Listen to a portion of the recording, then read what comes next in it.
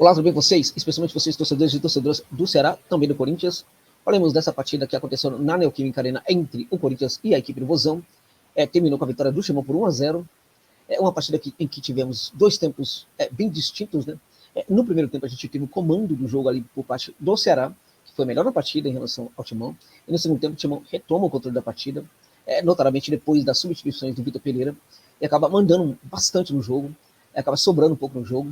Né? A gente tem uma combinação aí, né, entre um Corinthians, né, que quer jogar muito mais, que tem transições muito mais rápidas para o campo de ataque, que também sabe trabalhar muito melhor a bola no terço final, e também um Ceará, né, é uma combinação. E o Ceará é que aparentemente não quer jogar, né, aparentemente fez um cálculo ali, o técnico Antonello, né, e provavelmente chegou à conclusão de que o empate seria um resultado muito bom para a equipe do Vozão na Neoquímica Arena. Por certo que, em qualquer momento, é uma vitória realmente importante, né? Um empate na Neoquímica Arena não deixa de ser uma vitória importante para a equipe do Ceará no Campeonato Brasileiro, né? Não deixa de ser um grande resultado, portanto, com um gosto até, um sabor de vitória. Mas não nesse contexto, né, gente?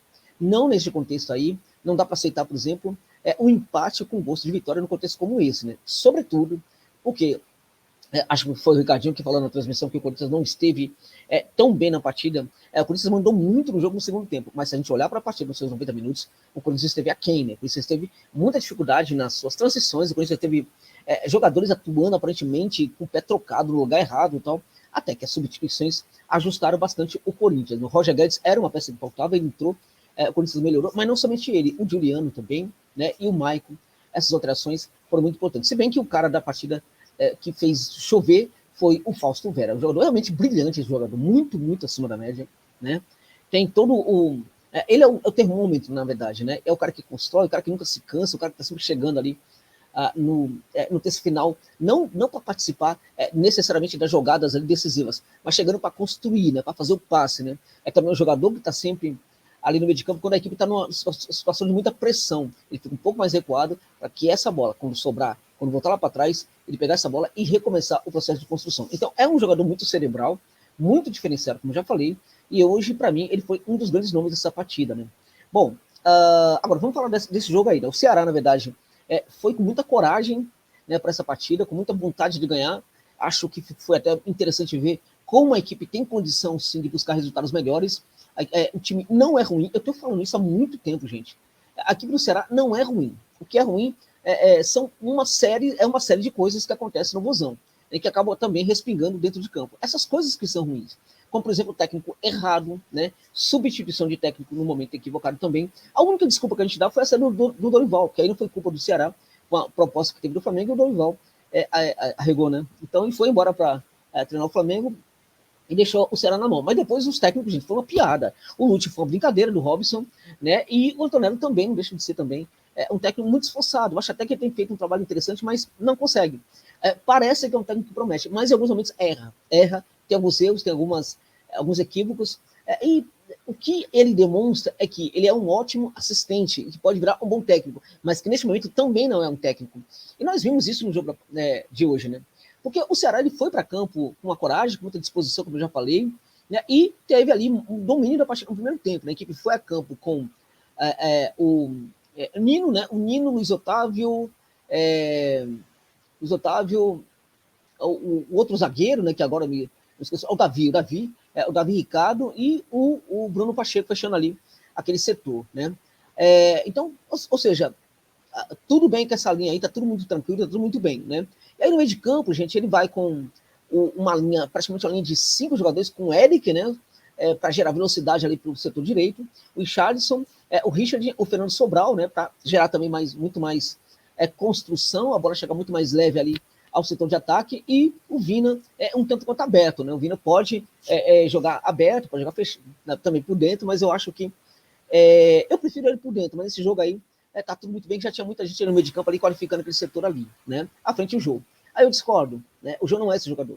O João não é esse jogador, por exemplo, hoje ele não combina com essa escalação, não combina com essa forma de jogar. E aí, para mim, tá o primeiro erro do técnico Antonello. Por quê? Porque aí eu acho que ele poderia perfeitamente tentar algo diferente, né? Ele poderia buscar ali um outro atacante, poder até mesmo ser o Zé Roberto. Acho que ele se equivoca aí nesse nesse sentido aí, erra nesse sentido aí, assim como errou também substituições, não entendi a entrada do John Vasquez, não tinha muito sentido naquele momento, né? Então, acho que o jogo foi um erro. O jogo foi também aquela opção pelo acaso, né? O cara é grandão, a bola vai bater nele, vai entrar, tal, vai fazer um pivô aqui e tal. Não é momento para essas coisas, né? Não é momento. Tem um técnico que sabe que não é momento para isso, né? E aí, mas a equipe conseguiu mandar muito bem na partida, porque o Corinthians estava muito mal. O Corinthians estava muito lento nas suas transições, a bola não chegava ali ao setor de ataque com uma, assim, sabe, muito arredondada. O Corinthians estava com muita dificuldade para transitar até os 25 minutos do primeiro tempo, quando o Timão melhorou e até conseguiu mandar bola na trave. Foram muitas bolas na trave nessa partida, inclusive também do Vozão teve bola ali, a queima-roupa que o Roberto bateu e o João Ricardo defendeu, né? Então, no primeiro tempo, apesar do Corinthians ter terminado melhor, para mim, o Ceará foi melhor no primeiro tempo. No segundo tempo, foi foi completamente diferente, gente. O Ceará deixou o jogo. E aí é que está o tamanho do técnico. Não é técnico nesse momento para o Ceará, porque o cara resolveu pensar no empate como um grande resultado. Só que, veja, o próximo jogo é contra o Avaí na ressacada. Bom, o Avaí já está rebaixado, vai ser tranquilo. O Avaí empatou hoje com o Santos, gente, fora de casa. Essas equipes que estão rebaixadas, elas querem dar alguma satisfação para os seus torcedores, né? E o último jogo é contra o Juventude, no Castelão, que não vai ter público. Então, talvez o cálculo tenha sido de que, olha, como os adversários têm tabelas complicadas, inclusive vão se enfrentar, e é verdade, né? O Coxa vai enfrentar o Cuiabá na última rodada, jogo que vai acontecer em Cuiabá, né? Então, a gente pode perfeitamente conseguir um empate aqui, e aí 2 vitórias contra os 2 rebaixados na próxima etapa. Quem disse que vai ganhar os 2 rebaixados? Né? Porque o Ceará hoje consegue também, às vezes, se atrapalhar justamente nesses jogos teoricamente mais fáceis. Né? Quem disse que vai conseguir? Né? E o segundo ponto os adversários têm tabelas difíceis, mas estão lutando, gente. Estão lutando muito. Vamos lembrar que o Cuiabá venceu o Botafogo no Engenhão, na rodada passada. No Engenhão, é isso mesmo. Né? Então, na verdade, não dá para ficar contando, por exemplo, com os péssimos resultados dos adversários, porque eles estão entendendo o rebaixamento, a possibilidade do rebaixamento, muito mais do que o Ceará. Parece que estão muito mais focados na sobrevivência na Série A do que o Ceará. Né? Então não dá para contar com isso. E a equipe praticamente deixa o jogo. O Corinthians cresce muito no segundo tempo, cria inúmeras jogadas, mereceu fazer o gol no segundo tempo. Né? Esse gol custou a sair. Né? O cálculo estava funcionando ali, pelo menos, para esse jogo até o final da partida, quando o Roberto acaba guardando e saindo para o abraço. Guardou a pelota no arco, saiu para o abraço, 1-0 Corinthians. Preciso dizer, foi merecido. Timão não jogou muito bem, mas mostrou variações, inclusive, de jogo interessante ali no terço final. Quanto ao Ceará, é lamentável. É uma equipe caindo para a segunda divisão, gente, se comportar desse jeito no segundo tempo. Não tem que olhar para a camisa, não tem que olhar para a Fatocasa, tem que tentar jogar. No primeiro tempo, o Ceará deixou impressões muito boas, mostrou claramente que tem condição de jogar, tinha condição de jogar para cima do Corinthians. Por que ele desistiu do jogo? Por quê? Por causa da mentalidade pequena, tacanha, de tentar um empate para depois tentar o empate. Né? Então, acabou sendo prejudicado ali pela qualidade do futebol que o Corinthians apresentou no segundo tempo e a queda de qualidade do futebol do Vozão no segundo tempo. Agora, a situação está muito difícil. Está muito mais difícil. Não está rebaixada ainda, mas está muito difícil. A tabela é complicada para os adversários, sim. Né? É muito complicada. Né? A equipe do Coritiba amanhã enfrenta o Flamengo, apenas o Flamengo, nos seus domínios. Né?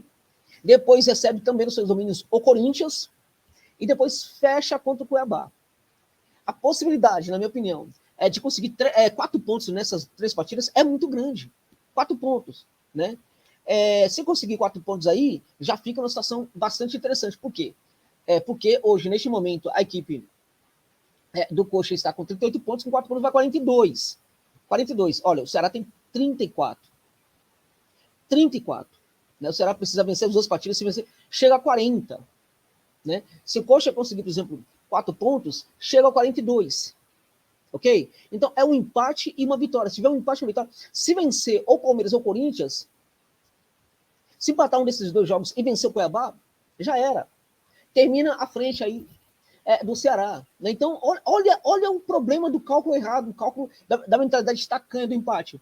Já o Cuiabá enfrenta amanhã justamente o Palmeiras, depois tem um jogo complicado contra o Galo. Para mim, pode acontecer de tudo nesse jogo, porque essa equipe venceu o Botafogo no região. O Botafogo, para mim, é uma equipe hoje muito mais estruturada do que o Galo.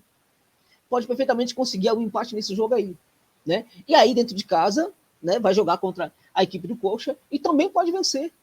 E se vencer, 4 pontos. Se conseguir 4 pontos, nem precisa conseguir 4 pontos, gente, na verdade. Tá? Porque se conseguir uma vitória, apenas uma vitória, Cuiabá já vai a 41 pontos. Né? Não, o Cuiabá, uma vitória vai a 40 pontos. Será a mesma pontuação do Ceará se vencer os 2 jogos aí, no caso, né? Mas com um detalhe, gente, com um detalhe, né? Ficaria na frente do Ceará porque tem mais vitórias. Neste momento tem 9 vitórias contra 6 vitórias do Vozão. Ou seja, a partir de agora, se a equipe do Cuiabá tiver uma vitória, já era, gente. Já era. Apenas uma vitória. Se o Cuiabá tiver uma vitória nesses 3 jogos, já era. Adeus, Ceará. É isso mesmo, é isso mesmo. Está com 37, vai a 40 pontos. A 40 pontos. E aí já foi. O Coxa, eu estou fazendo aqui, na verdade, o cálculo errado. O Coxa não precisa nem de 4 pontos, gente. O Coxa, na verdade, está com 38 pontos. Também, se tiver uma vitória, vai a 41. E aí já era também. Ou seja, uma vitória nos próximos 3 jogos para o Coxa, elimina o Ceará. Uma vitória nos próximos 3 jogos aí para a equipe do Cuiabá, elimina o Ceará também. Afunda o Ceará. É isso mesmo. É isso mesmo. Infelizmente é isso. Então, o cálculo do empate foi absurdo, dava para ganhar. E aí, não, mas se empatasse, tá vendo? Não, não é que se empatasse, é porque você não pode jogar com o Corinthians, dando campo para o Corinthians, recuando diante do Corinthians, né, quando você tem condição de jogar com o Corinthians de igual para igual. E hoje, no primeiro tempo, mostrou que tinha. Entendi? Então, aí acabou ficando com a derrota, e agora só um milagre salva o Vozão. É uma pena. É uma pena. Mas um dos maiores clubes do futebol brasileiro podem cair para a segunda divisão por causa de erros dos seus gestores, e o erro absurdo de cálculo da sua comissão técnica no jogo final. E isso também aconteceu, meus amigos e minhas amigas. Por quê? Porque o Ceará, hoje, não tem técnico. O Ceará estava com um auxiliar técnico que não era técnico, que nunca foi técnico na vida, invenção do personalista do Robson de Castro, né? Ele está rebaixando o Ceará para a segunda divisão. Aí depois que o Ceará, que ele foi mandado embora, aí chegou um cara que também não é técnico, gente. A gente olha claramente e percebe que ele é um bom auxiliar, um bom assistente técnico, mas ele ainda não é técnico, ele não tem ainda essa condição de ser um técnico, o Antonello. Então, o Ceará precisa agora do milagre de vencer seus 2 jogos e torcer para aqui. Tanto o Coxa quanto o Coritiba não vence nenhum. Isso sem contar o Atlético Goianiense, tá? Que está um pouco atrás e que também pode passar à frente de Vozão na rodada deste final de semana, em jogo que vai acontecer amanhã. Então é isso, meus amigos. Obrigado pela gente ficarem comigo neste vídeo até o final. Lamento muito aí pelo Ceará, né? Vamos torcer para que fique. Eu quero que fique. Eu quero que fique. Pelo futebol nordestino, pelo bem do futebol nordestino, na minha opinião, pelo bem do futebol brasileiro, que precisa ter equipes fortes do Nordeste também no Brasileirão, tá? E pelo bem do Vozão. E dessa torcida absurda, maravilhosa, sabe? Fiel, do Ceará, que não merece o que está acontecendo neste momento com a sua equipe do coração. É isso.